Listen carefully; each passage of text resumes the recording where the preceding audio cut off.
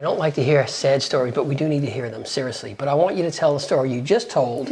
Take your dog to a vet, and they say it's going to be 10 grand, and you don't have the money, and the vet says, well, you know, you can put the dog down. A dog that's not old or anything. Yeah. And I was just saying, I can't believe that. Again, I understand this happens probably all the time with vets. You can't just keep taking dogs. But it's a shame that a dog will lose its life, number one, and the people will lose their family pet. So tell the story that you were there when something like this happened and what you did. Yeah, so we end up spending a lot of time in the emergency rooms. And I guess one of the things that I really, really like helping out with is trying to keep some animals with their owners when just certain emergencies happen. And we were sitting at the emergency room, and we kind of overheard the receptionist talking to the other receptionist about a dog that had broken its leg, and they were going to either do euthanasia. They would either euthanize the dog, or the clinic would perform the surgery as an owner surrender, and so they wouldn't get their animal back. And one of the owner's daughter, she had autism, and so it was really hard for her to kind of accept that news. And she was having sort of a panic attack, and you could hear her just really, really upset. And so I just kind of wrote on a note, hey, if you want to keep your pet and want us to help try to figure out how to get the dog surgery, we can help you with that and try to raise donations so that you can still keep your pet. And this note was for the owners of the dog? Yeah, so I handed it to the paramedic, because the paramedics were there to to try and help her. They were going to give her oxygen.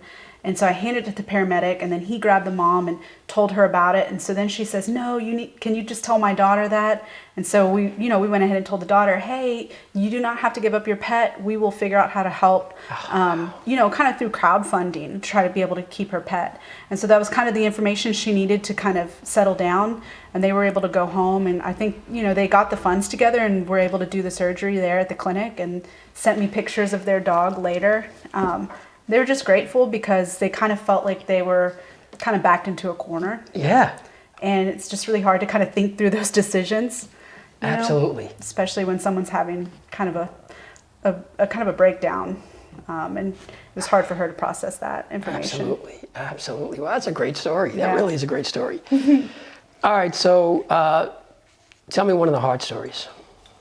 Oh, man. So there's a lot of hard stories. I guess probably the most recent hard story is we've been trying to catch this dog for like 6 months. And a couple months ago, we were able to capture her friend.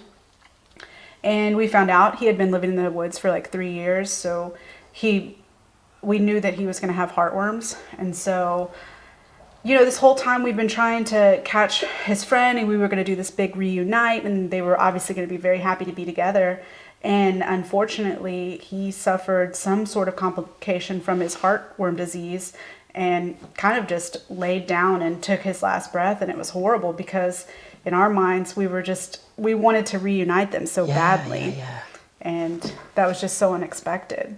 Oh my God. So did he just die like outside, died in the woods? Or did he No, we had brought him home. Oh, you brought him home. And he was, always on the couch, and he had a great 2 months with us. But, the heartworms were just way too advanced and not anything that we expected. So, Samantha, tell me another one, meaning you drive by and you see a dog run out, you see a dog just running across the street. And a lot of us just think, okay, it's a loose dog, or it's a stray dog, and we think nothing of it. What kind of stuff does this, where are they getting their food? I know it could be a variety of places people could be feeding it, but yeah. Most times they're way underweight when you see these dogs out in the street. And so, talk about the life of a dog that is on the street. Yeah, so, just our experience from having gone into these areas to feed some of the homeless animals in the areas that they run in packs, people will purposely try to shoot at them. They'll try to run them over.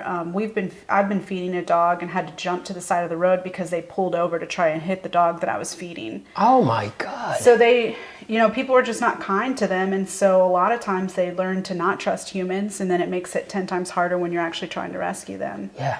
So it's just a really, it's no surprise to us when we have x-rays done on dogs and we see them shot. We're like, well, not surprising. Oh my God. And then they're shot and they're still living, so they're running around with a wound. A pellet, yeah. Yeah. We had a dog that we picked up in Acres Home right by our house, and it looked like just a dog bite on her hand. And then when we took the x-ray, we could see that the bullet had entered and broken, I think, the smaller bone, the tibia, and went back out. And so there wasn't anything you could really do for that except for let it kind of heal, and she would use the femur from now on. But yeah, she had been shot in, it's in the city, like we're not in the country. Right. The fact that people are using firearms on dogs in the city just is crazy to me. Oh my God, holy cow. So I think it was around 6 or 8 months ago, there was a little dog. I'm walking my dog and I see this little dog, and of course my dog is going crazy. I bring my dog back up here, I run down, I grab the dog, and I take it to PetSmart to see if he's chipped, and when he wasn't. And I got to ask you about that in a second. Anyway, long story short, when I got back here, there's a woman here who knows everybody, and she's like, Rob, I know whose dog that is. I'll take the dog for the night, which is great because I couldn't do it. Yeah. And Samantha, I felt like I was like king of the world. I saved one dog, and then you and your husband are like going crazy. It's such a difference. Straight to the veins. That's right. So I'm assuming when you pick them up, how often are these dogs chipped? I'm assuming you must check that all the time. We're actually really surprised when they're chipped. Yeah. And then even when they're chipped, it doesn't even mean anything. I mean, What do you mean by that? the chip's likely not registered, or they moved, or they gave the dog away. So even when the dog is chipped, sometimes it's still a dead end. Okay. We're still not able to figure out who the dog belongs to, or they no longer want it, or they're the ones that dumped it. I mean, just for an example on a microchip, we had a woman tell us that she found these 2 dogs. And so we took the 2 dogs from her, and one was a really cute little dog, and she's actually having surgery today. But we scanned her at the vet, and they said she's microchipped, and I was like, oh, that's crazy. So we take the information of the owner, and my friend puts it in her phone to text the owner, and it pops up with the lady that gave us the dog. And said it was a loose dog, and we're like, this was your dog. So what do you do at that point? We just changed the chip. Perfect. We're not going to say anything to her. Yeah, because she thought that she could give us a dog and pretend like it was a stray. Oh my God. So, yeah. What, years ago, I did a website for Golden Beginnings, which is, and in talking to that whole group, I started hearing all these horror stories. They said, sometimes people, it's bad enough that people just let their dogs go, but sometimes people, they move, they don't take their dog for whatever reason, and they either leave them in the house or sometimes they'll leave them in the backyard. They would say they would get a call from a neighborhood. It would say, my neighbors moved out 3 days ago. Their dog is tied to a tree in the backyard. Yeah. Samantha, that drives me nuts. As a dog owner, that drives me insane. Tell me a little bit about, and I hate to talk about this, but I do want to know, the dog fighting. When the dogs fight and the one dog loses, is he killed in the ring, or do they So yeah, I'm not super familiar with dog fighting. I know a lot of people will find dogs with wounds all over them and call them a bait dog. But the bait dogs, in my opinion, and just from reading about dog fighting from the Humane Society that kind of goes over dog fighting a lot, is that they're not going to let the dogs back out.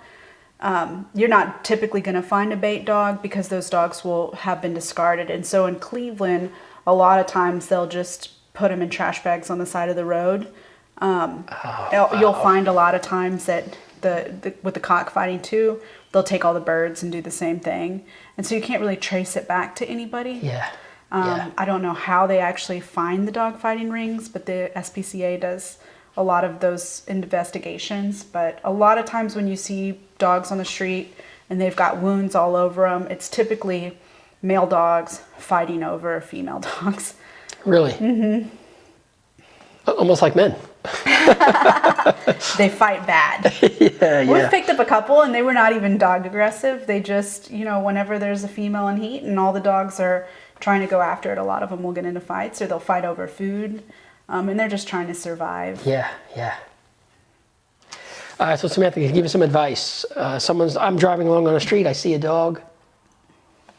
Because I would imagine you're worried. A couple of things as just a person who doesn't do this. You're worried, is the dog going to bite? Has your husband ever been bit? Have you ever been bit? We've been bit a lot. See, okay. So what would you recommend for the average person? Because obviously you want to be careful with that. What should they do? You hate to call, I don't want to name the organization, but you hate to call one of the organizations that's very big because you don't know if they're going to pick up the dog and then euthanize after a certain period of time, which you guys don't do.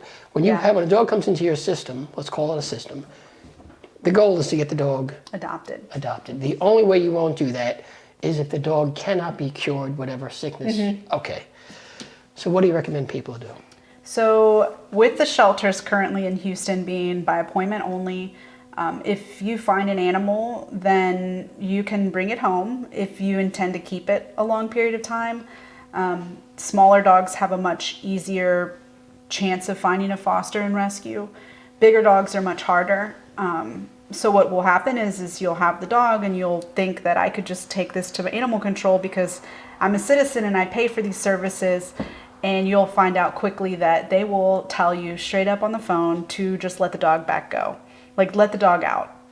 Because they have, their intake is by appointment only, but there's no appointments. So if you're able to take... Wait, stop right there. By appointment only, they don't say, okay, but there's an appointment next Tuesday? No.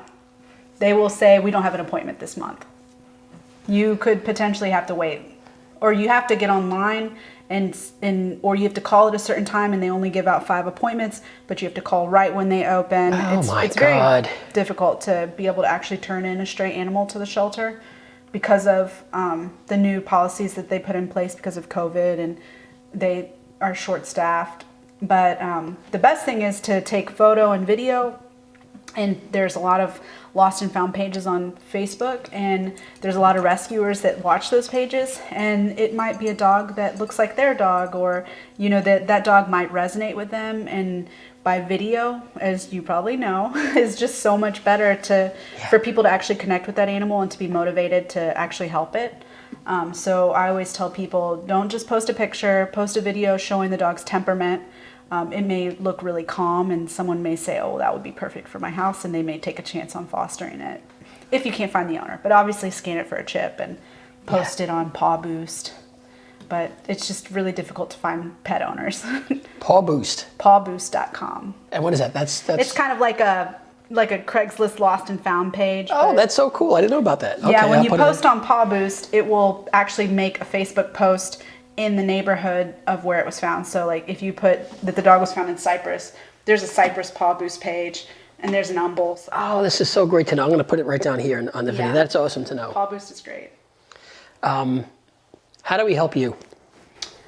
So because we're really active on social media, even just liking and commenting and sharing our post to help us bring awareness to the issues that we have here in Houston, so that we can kind of grow our community. And that's how we save these dogs that seem impossible to save, or because of limitations of funds. We've had many dogs that people have rallied together and helped us save, and I attribute that all to like a huge community of dog lovers. You can donate monthly to the nonprofit, and it's tax deductible donation. We have an Amazon wish list. We have, I think that's about it. Amazon wish list.